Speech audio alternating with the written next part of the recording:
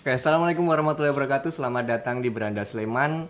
Hari ini saya Satria senang banget bisa nemenin kalian di podcast kita hari ini. Kita akan membahas sesuatu yang dianggap remeh, tapi sebenarnya penting banget. Kenapa penting? Karena kita hari ini akan membahas tentang keamanan data. Nah, buat ngebahas ini kita udah kedatangan tamu spesial, seorang yang berhubungan langsung dengan keamanan data. Nah, kita akan ngobrol-ngobrol nih sedikit banyak tentang keamanan data, terutama di lingkungan pemerintahan. Selamat datang Mas, siapa Mas Dwi, Mas Nono ya? Mas Nono saja. Oke, bisa ini Mas, dijelaskan dulu kegiatan sehari-harinya apa gitu Mas? Oke, jadi terima kasih Mas Satria.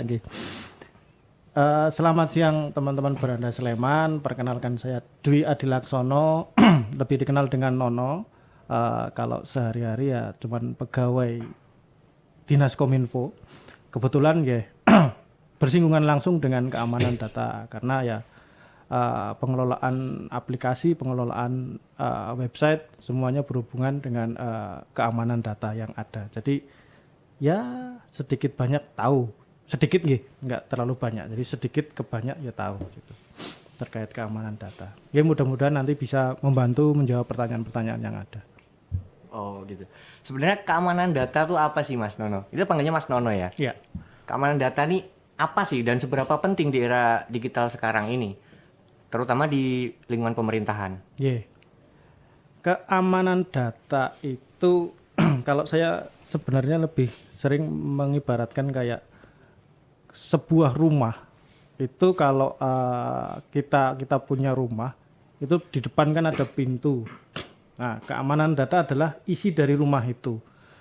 Nah, keamanan data itu adalah bagaimana kita bisa mengamankan rumah kita agar isi rumah kita itu enggak, istilahnya apa ya, dengan gampangnya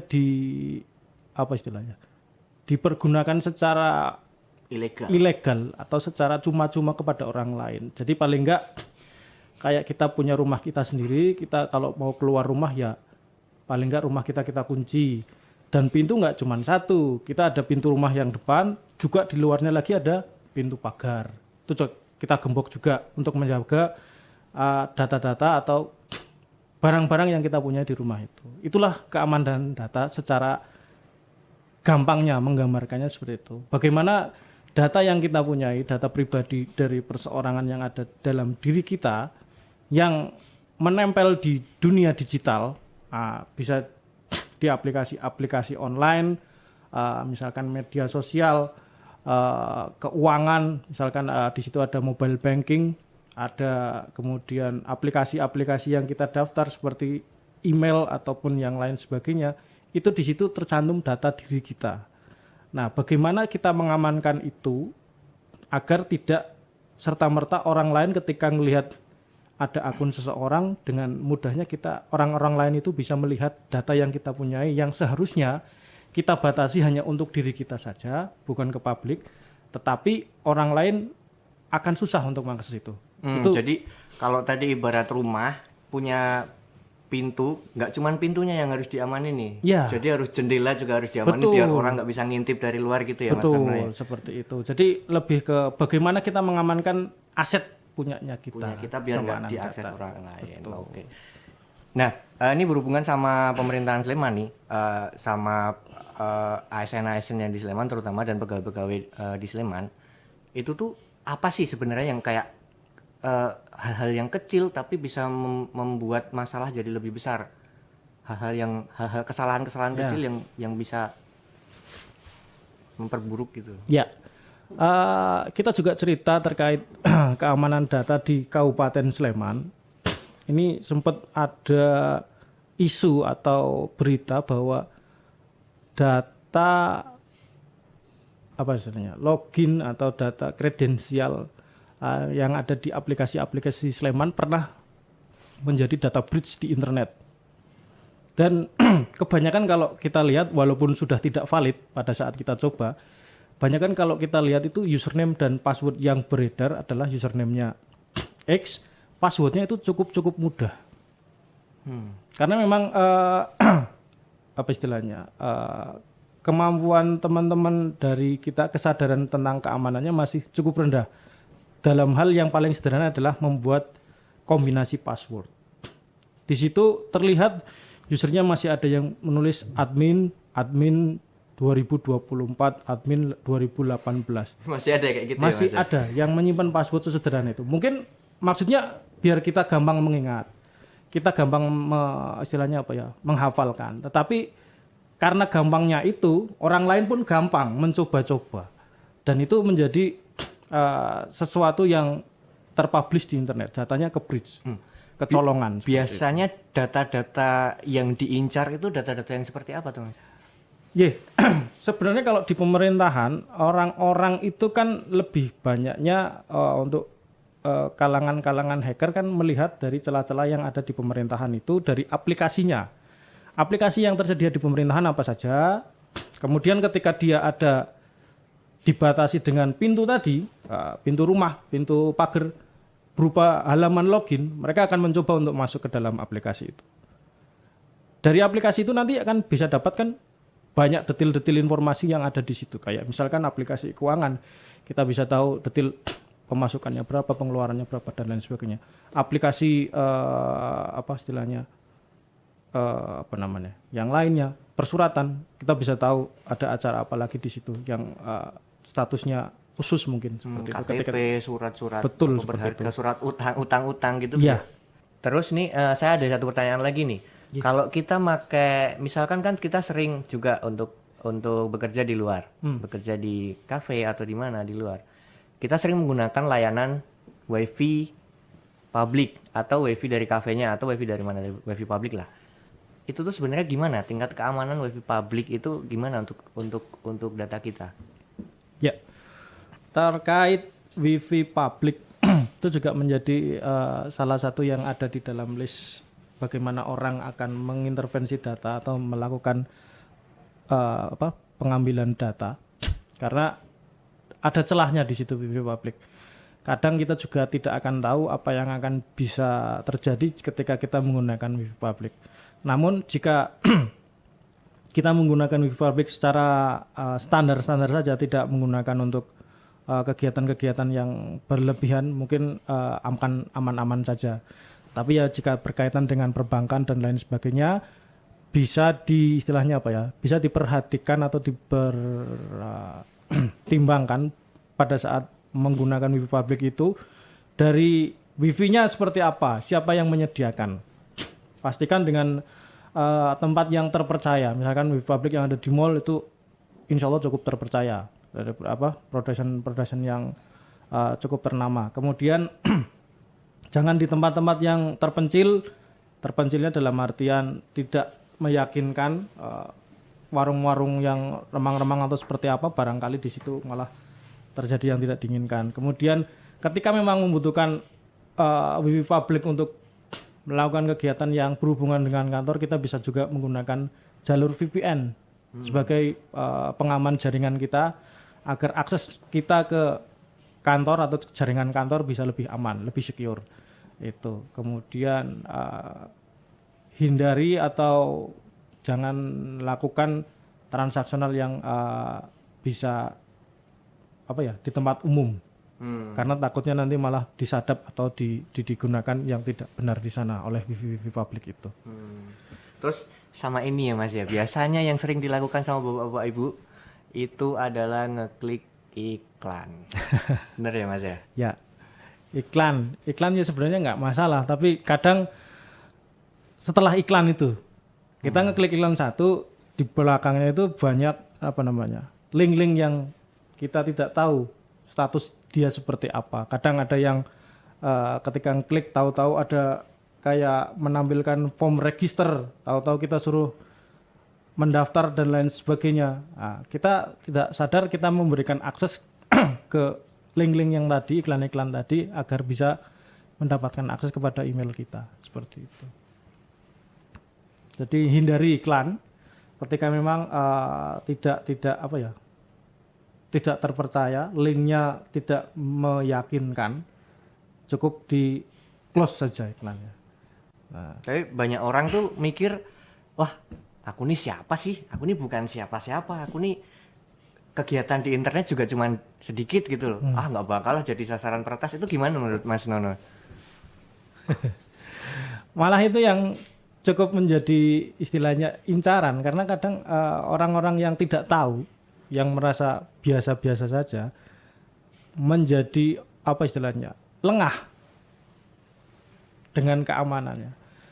Bisa jadi yang ditargetkan bukan misalkan ngomong di rekening M-banking saya sedikit, tapi mungkin di rekening yang lain ada, dan itu menjadi awal mula dari orang untuk menggali lebih jauh dari data-data yang Anda punyai.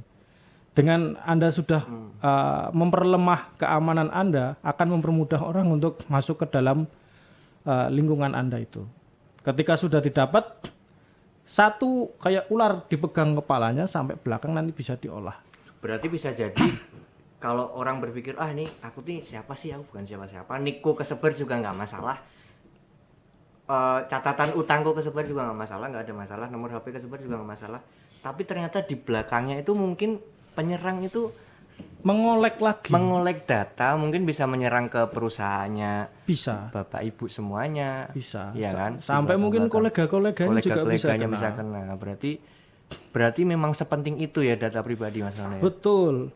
Apalagi kan kalau orang-orang yang memang nggak tahu apa-apa, bahwasanya sekarang itu juga data yang sederhana kayak fotokopi KTP ataupun KTP, data-data NIK dan lain sebagainya itu bisa digunakan untuk mendaftarkan pinjol.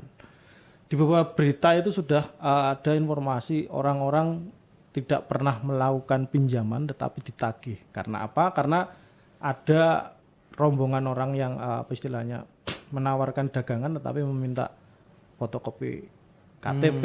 Mereka yang mendaftarkan itu, mereka yang menggunakan itu hanya dengan modal fotokopi KTP, tapi yang ditagihkan adalah orang-orang lain. Karena mereka tidak tahu, tidak melek terhadap keamanan data ini. Jadi sesederhana itu, walaupun mereka tadi seperti yang Mas Satria sampaikan, nggak aktif di sosmed loh, orang-orang desa loh. Tapi kan ada kenyataan seperti itu, bahwa orang-orang itu bisa dimanfaatkan, lumayan 5 juta, kali berapa kepala. Iya. Kalau terkait di pemerintahan nih, sepenting apa sih data saya untuk keamanan data pemerintah Kabupaten Sleman nih misalnya? Nah, penting sekali. Jadi walaupun hanya sebatas kroco, pegawai, saya mau pegawai biasa ya. Ketika data Anda bocor, nanti bisa digunakan untuk macam-macam. Misalkan saya nggak punya akses ke aplikasi-aplikasi di Sleman, tetapi mungkin ada satu aplikasi yang bisa diakses dari situ. Aplikasi itu bisa masuk, terus celahnya bisa ke tracing semuanya, kedapetan semuanya celah-celahnya, gara-gara satu orang ini menyepelekan seperti itu, bisa ke aplikasi lain. Karena itu memungkinkan sekali. Dengan bisa masuk ke sistem, walaupun nanti dibatasi oleh sistemnya, tapi siapa tahu kan teknologi semakin canggih, pengetahuan semakin meningkat. Celah-celah yang dulunya tidak ada, ternyata di perkembangan teknologi saat ini celahnya muncul karena tidak diupdate dengan versi yang terbaru mungkin.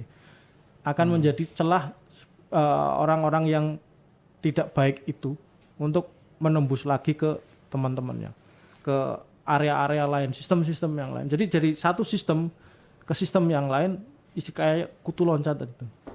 Jadi dari celah satu orang saja bisa nanti satu kabupaten bisa kena. Jadi diharapkan untuk semuanya mawas diri atau sadar terkait keamanan digital itu penting. Dari diri sendiri. Efeknya nanti bukan cuma Anda saja, tapi juga nanti merembet kemana-mana. Ketika Anda menggampangkan terkait keamanan, ya akan berefek ke yang luas. Kayak misalkan orang bakar korek, saya bakar cuman di sini, tapi ternyata di lingkungan sekitarnya itu kering semua, nyala kemana-mana. Satu perumahan kena semua, bisa seperti itu. Kalau dari pengalaman Mas Nono sendiri itu di Kominfo ya, selama bekerja di Kominfo itu seberapa sering sih kasus-kasus kebocoran data ini terjadi? Seberapa sering Mas Nono menangani kasus-kasus kebocoran data ini? Sejauh ini untuk kebocoran data yang besar sudah lama ya, sampai sekarang paling hanya keamanan terkait penggunaan password yang belum kuat.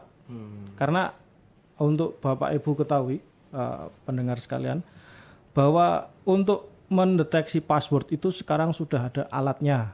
Jadi ketika jenengan punya akun, kemudian passwordnya tidak terlalu kuat, hanya mungkin kata-kata di bawah 10 huruf gitu, itu bisa di tracing kurang lebih, mungkin kalau pakai tools atau alat itu bisa 1 hari itu bisa kena.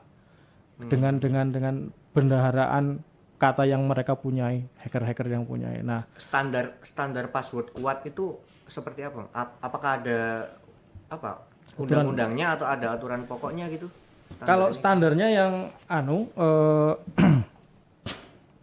yang sering kita gunakan di Kominfo paling enggak ada 8 karakter, 8 digit, 8 string, 8 huruf password, yang mana 8 itu kombinasi dari penggunaan huruf besar, ada huruf kecilnya di situ, kemudian ada angkanya di situ, kemudian ada tanda bacanya di situ. Jadi dengan kombinasi itu alatnya mereka akan membutuhkan waktu lebih lama lagi untuk tracing passwordnya. Karena dari pengalaman saya yang kemarin, sistem-sistem yang kemasukan itu berasal, ya kalau kita lihat dari historinya, itu seolah-olah dia masuk lewat pintu. Jadi pintunya nggak dikunci malah berarti ya. Jadi bukan karena dia pinter bobolin jendela dan lain sebagainya, tapi saya ngelihat dia masuk kayak orang normal gitu, kayak adminnya dia. Kok bisa admin tapi kok tingkah lakunya kok bukan admin gitu kan. Kalau admin kan biasanya cuma bikin berita, bikin artikel. Kok ini nginstal apa gitu. Jadi mereka masuk seolah-olah dia adalah adminnya, bisa masuk. Nah, berarti kan passwordnya harus diganti. Berarti tadi keamanan password yang aman tuh harus huruf besar, huruf kecil, angka, tanda baca, simbol ya. Minimal 8 karakter. 8 karakter. Nah, itu yang susah buat Bapak Ibu tuh menghafalnya mungkin ya. Gimana tuh Mas Nono? Karena kalau huruf besar, huruf kecil, angka, karakter lu kan kadang susah menghafalnya. Ya.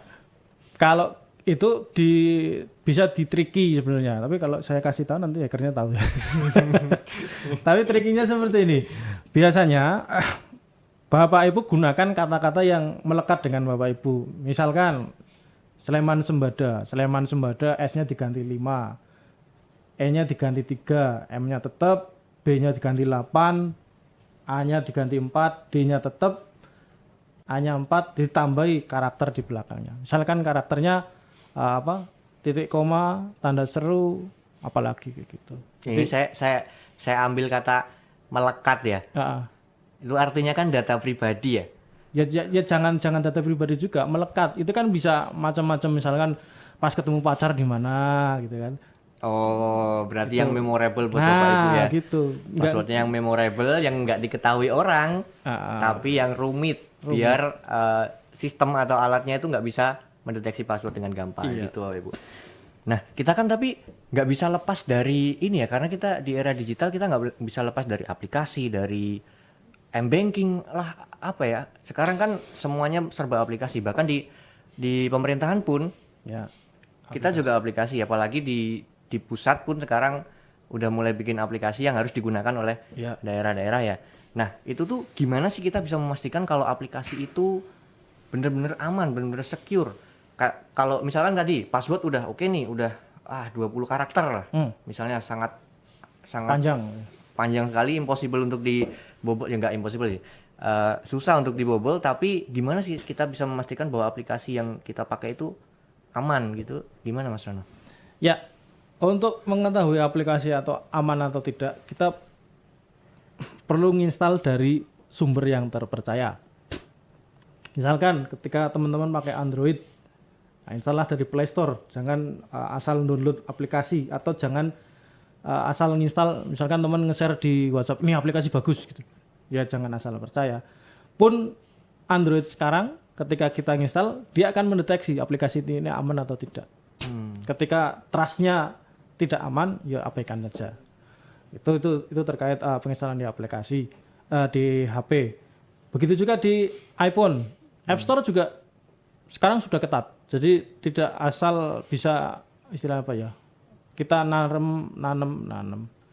menaruh aplikasi di App Store untuk bisa dipasang di sana biar bisa diakses oleh pengguna iPhone secara umum.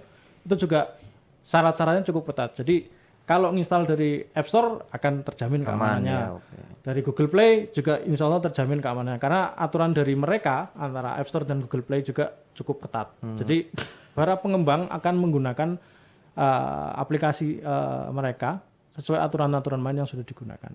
Jadi cari sumber terpercaya untuk install aplikasi di HP Anda masing-masing. Itu yang pertama. Kemudian kalau misalkan aplikasinya berbasis web seperti apa? Pastikan kalau ngakses aplikasinya menggunakan HTTPS. SSL ya harus aktif. SSL, ya, istilahnya SSL. HTTPS kalau dia enggak, pikirkan lagi, cari yang lain. Jadi HTTPS itu kalau Bapak Ibu semua buka di browser misalnya www.slemancup.go.id itu biasanya browser udah ngasih tahu nih ini SSL atau bukan. Biasanya ada gembok di bagian kiri. Di kirinya ada gemboknya. Ada gembok hijau biasanya. Kalau dia merah berarti tidak disarankan karena keamanannya agak terbatas. Kemudian untuk mengunjungi link-link yang di email atau di WhatsApp itu juga gimana, Mas? Kita tahu itu link betulan aman dengan link yang apa istilahnya phishing. Ya. Kalau untuk link-link yang Anda dapat secara apa istilahnya? Secara apa namanya? Dari broadcast gitu lah misalkan ya. Dari teman-teman Anda membuktikan ini asli atau bukan. Pertama googling dulu biar yakin link itu ada apa enggak. Biasanya kan orang bikin link yang phishing ya. Nanti Mas Satria bisa jelasin phishing itu coba. Link phishing itu akan dibuat semirip mungkin dengan link aslinya. Klik BCA, dibikin klik BAC. Disebar di grup-grup. Orang ngeklik aja terus langsung login pakai BCA mereka. Dibuat sesama mungkin dengan tampilan website aslinya. Soalnya kadang gini, ini nyambung dengan yang tadi pencurian data pribadi. Misalkan nih, WhatsApp kita diambil orang. Ya. Kontak saya nih WhatsAppku nih dia diambil orang. Terus saya broadcast WhatsApp ke pinjam uang orang-orang yang kita kenal nih. Itu kan kita juga nggak tahu ya. Terus ditambah lagi sama email di kebetulan saya juga ngurusin email di Sleman. Itu tuh banyak juga email yang kena di overtake sama gitu, orang. ya. Kemudian dia ngirim link-link spam itu. Nah, itu nyambung dengan pertanyaan tadi. Kemudian untuk pertanyaan selanjutnya nih supaya aman nih langkah apa sih yang paling mudah untuk dari semua yang kita omongin tadi? Ya, untuk keamanan data, langkah yang paling yang sebagai harus end user ya, sebagai user awam ini. Paling tidak harus mawas diri. Jadi dia paling tidak harus tahu terkait keamanan data itu seperti apa. Karena dengan tidak tahu semakin mudah orang akan untuk menggali Anda. Saya juga punya cerita, ini teman dari istri saya, dia dapat telepon atau WhatsApp gitu terkait ya kayak pinjam duit atau pembelian barang atau apa gitu. Dan yang disayangkan karena telepon akhirnya kayak kehipnotis gitu dan dia transfer duit beneran. Yang dianu lagi ya dia ditransfer dan habis itu lost kontak, ya wis duitnya hilang.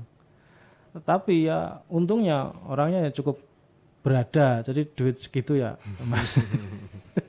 Besoknya masih beli-beli yang lain, ya Allah sugih tenan sebelah. Ya tapi itu menjadi pelajaran buat kita bahwasanya dengan kita tahu, artinya kita juga bisa ngerti mana sih yang benar-benar nyata bahwa itu orang-orang benar, mana yang benar-benar penipuan atau cuman memanfaatkan ketidaktahuan kita. Jadi dengan harapannya ya dengan podcast ini kita juga bisa nge-share itu ke warga sekitar, pegawai-pegawai, bahwasanya melek digital, melek keamanan data itu juga penting. Karena akan mengurangi istilahnya apa? Mengurangi kemungkinan-kemungkinan yang akan terjadi ke depannya seperti itu. Kalau di Indonesia sendiri kan kita sebenarnya udah punya UU PDP ya? Ya, Undang-Undang Perlindungan Data Pribadi. Nah itu tuh poin utamanya apa sih yang di undang-undang itu Mas? Oke, saya nggak terlalu hafal terkait UU PDP, tetapi garis besar dari UU PDP adalah bagaimana pemerintah itu melindungi warga negaranya dalam pelindungan data pribadi. Yang mana nanti ketika ada ya terjadi hal terburuk terkait penggunaan data pribadi yang tidak sesuai, akan ada sanksi yang akan mengenainya. Yang mana juga itu akan mengikat si pengguna data dan mengikat juga terhadap kita si pengguna aplikasi atau pengguna layanan. Di sisi pengguna data, si pengguna data ada kewajiban-kewajiban yang harus dipenuhi jika mereka akan menggunakan data pribadi dari si end usernya. Begitu juga kita ketika akan mengikuti layanan dari si penyedia layanan, kita juga berhak mendapatkan apa-apa saja yang menjadi hak kita di situ. Misalkan ketika kita sudah selesai dengan layanannya, kita ingin ada penghapusan data, itu menjadi hak kita, bahwa si penyedia layanan harus menyediakan itu, bahwa saya sudah nggak lagi pakai layananmu, jadi tolong datanya dihapus. Itu juga menjadi hak kita. Jadi bisa ya kita minta untuk hapus data, misalnya data apa, misalnya kita registrasi misalkan di OL Shop gitu. Nah, ketika sudah selesai dengan, maksudnya kita selesai dengan OL Shop itu, bahwasanya wah saya nggak cocok dengan di sini, mahal dan lain sebagainya, saya selesai delete data, ya data saya harus di-delete, harus benar-benar dihapus dari server online shopnya sendiri ya. Betul. Oke, itu adalah kewajiban dari si penyedia layanan ketika kita merequest untuk penghapusan data. Itu salah satu yang dicakup di UU PDP. Jadi kita cukup apa istilahnya, cukup terlindungi dengan adanya UU ini. Walaupun mungkin masih akan berkembang lagi ya, mungkin ya Mas. Betul, masih ada. Kalau teknologi kan juga semakin hari semakin berkembang nih. Betul. Mungkin dulu nggak ada namanya AI, sekarang udah mulai ada AI macam-macam dengan berbagai macam LLM yang lain ya. Nah itu tuh apakah tipe serangan, ancaman itu tuh trennya seperti apa sih dengan adanya AI ini tuh? Apakah juga harus lebih kompleks atau gimana? Dengan adanya AI semakin berbahaya lagi serangannya. Jadi kalau yang dulu aktivasi foto KTP dan orang gitu, kita bisa manipulasi pakai AI juga. Dengan AI bisa langsung wah mirip muka siapa gitu ya langsung. Jadi dengan referensi muka dari foto KTP-nya aja langsung bisa. Jadi yang tadinya foto KTP dipegang gini, sama AI-nya dibuat seperti KTP asli, bisa. Jadi itu perkembangan datanya nanti seperti apa, pengamanannya seperti apa, nggih. Yang pasti kita tetap harus memperkuat pengetahuan kita tentang keamanan data, karena semakin hari teknologi semakin maju, keamanan-keamanan yang kemarin hanya seperti itu akan terus digali oleh tim-tim mereka yang terus mengoreksi dengan teknologi-teknologi yang baru seperti itu. Berarti kan kembali ke awal tadi, kita harus mawas diri dengan teknologi yang baru, kita juga harus tahu nih teknologi apa gitu ya. Paling tidak kita harus terus mengikuti perkembangan teknologi kayak gitu. Terus adakah strategi khusus untuk membantu orang biar agak lebih peka? Oh ini tuh, wah aku nih lagi dicurangi nih, aku lagi diserang nih, apa istilahnya apa? Agar orang lebih peka tuh gimana ya untuk pengguna? Paling enggak kita dari pemerintah juga sering sharing terkait keamanan, informasi-informasi keamanan. Juga dengan teman-teman sekalian, paling enggak juga kalau nemu-nemu konten-konten terkait keamanan, share lah itu. Kadang kita nggak tahu ketika si orang ini jarang main HP, tapi ketika jenengan yang share, dia yang lihat, itu menjadi pahala Anda karena Anda membagi informasi yang bagus untuk dia. Kadang kayak gitu. Jadi jangan berhenti di Anda saja ketika itu bagus, sharing lah sama semua orang. Jadi dengan seperti itu informasi-informasi edukasi akan sampai ke banyak orang. Jadi nggak cuma berhenti di Anda, tetapi juga orang-orang sekitar Anda mungkin akan wah ternyata begini caranya. Informasi yang sudah terverifikasi ya terutama ya Mas. Betul. Oke, terakhir Mas Nono. Siap. Ada tips nggak untuk masyarakat umum nih untuk menjaga keamanan data pribadinya nih? Oke. Kalau untuk masyarakat umum yang pasti jangan mudah percaya sama orang lain. Kemudian banyak ya, jangan dipotong dulu. Jangan mudah percaya sama orang lain terkait informasi-informasi yang kita nggak tahu. Konfirmasikan kepada yang kira-kira lebih tahu. Jadi misalkan yang sering kejadian di rumah adalah istri saya dapat broadcast apa, dia konfirmasi ke saya, ibu saya dapat broadcast apa, beliau konfirmasi ke saya, dan saya yang nyari tahu. Kalau misalkan Anda memang kurang tanyakan ke teman-teman Anda yang lebih meyakinkan.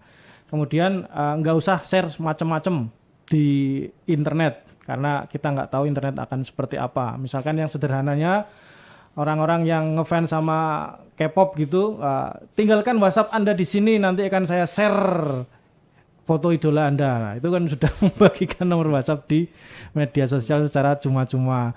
Kadang itu ada yang email, yang tren lagi itu yang di Instagram, di story. Nomor rumah Anda, share nomor rumah Anda, share nama ibu Anda. Nah, itu detail-detail itu kan sebenarnya detail-detail yang bisa untuk untuk data perbankan. Tapi mereka tanpa sadar karena ngikutin tren jadinya membagikan data-data seperti itu. At yours itu. Seperti itu. Terus kemudian yang pasti tetap gunakan internet secara sehat. Jangan gampang ngeklik link yang tidak jelas. Tadi di awal sudah disampaikan, konfirmasikan ke keluarga yang lebih tahu. Pastikan bahwa itu aman, baru Anda klik atau Anda gunakan. Itu sih. Baik. Seru banget ya. Kita ngobrol ternyata banyak yang harus dipikirkan tentang keamanan data ini ya. Wah, menarik banget obrolan kita hari ini. Ternyata keamanan data itu nggak cuman tentang kita, tentang pengguna, tapi juga tentang teknologi. Dan itu juga jadi tanggung jawab kita semua ya, Mas. Betul. Kita semua punya andil di situ. Bagaimana kita bisa mengaktifkan terkait keamanan data di masyarakat seperti apa. Ya, ada closing statement Mas Nono? Ada pesan-pesan yang harus disampaikan ke teman-teman semua? Kalau ini saya ingat ada satu quote menarik terkait keamanan data ini, ya cocok buat semua. Bikin password itu seperti celana dalam. Kenapa tuh? Itu kan yang tahu cuman kita. Kita nggak usah kasih tahu ke orang lain celana dalam kita apa. Tapi juga kita perlu menggantinya secara rutin. Biar nggak bau. Oke. Baik, terima kasih banyak Mas Nono, Mas Dwi Laksono Adi. Ada Adinya, Dwi Adi Laksono. Oke. Buat teman-teman yang sudah menyaksikan Beranda Sleman, yuk kita harus mulai sadar dengan data pribadi kita, karena ingat, data pribadi itu adalah hak kita dan harus kita lindungi. Jadi jangan lupa sering ganti celana dalam. Terima kasih Mas Nono atas waktunya. Ganti password. Ganti password ya.